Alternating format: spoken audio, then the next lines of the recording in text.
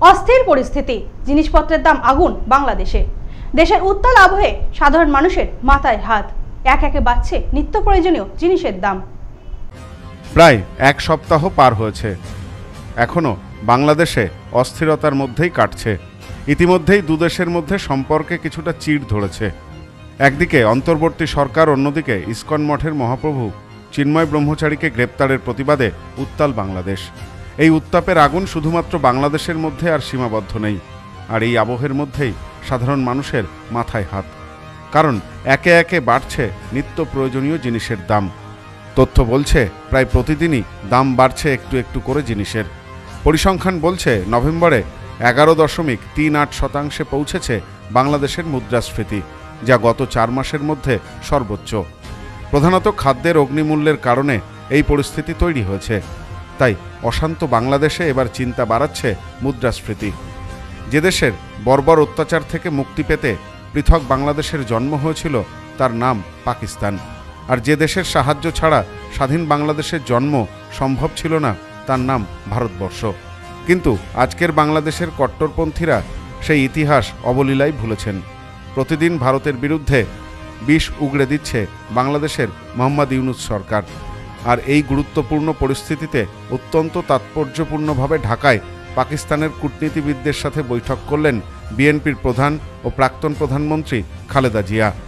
বাংলাদেশের ইউনূস সরকারের ভারত বিদ্বেষী অবস্থান দিনে দিনে স্পষ্ট হচ্ছে।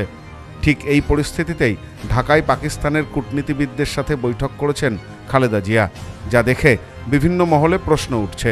খালেদা প্রধানমন্ত্রী থাকাকালীন বাংলাদেশ যেভাবে পাক জঙ্গিদের আখড়া হয়ে উঠেছিল, সেই অধ্যায় কি আবার ফিরে আসবে?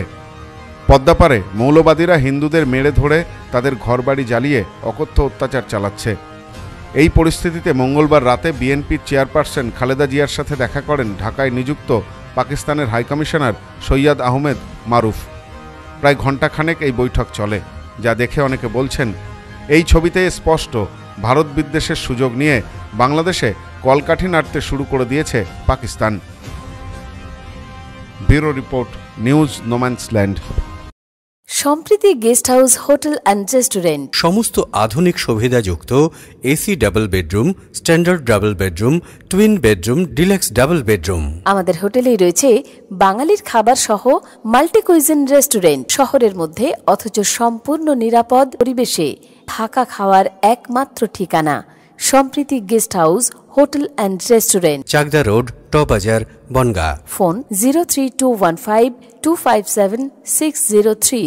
সম্প্রীতি guest house, hotel and restaurant. সমস্ত আধুনিক সুবিধাযুক্ত AC double bedroom, standard double bedroom, twin bedroom, deluxe double bedroom. আমাদের হোটেলেই রয়েছে বাঙালির খাবার সহ মাল্টি কুইজিন রেস্টুরেন্ট। শহরের মধ্যে অথচ সম্পূর্ণ নিরাপদ পরিবেশে থাকা খাওয়ার একমাত্র ঠিকানা Samprity guest house, hotel and restaurant, Chakdah road, টবাজার, বনগাঁ। ফোন 03215257603।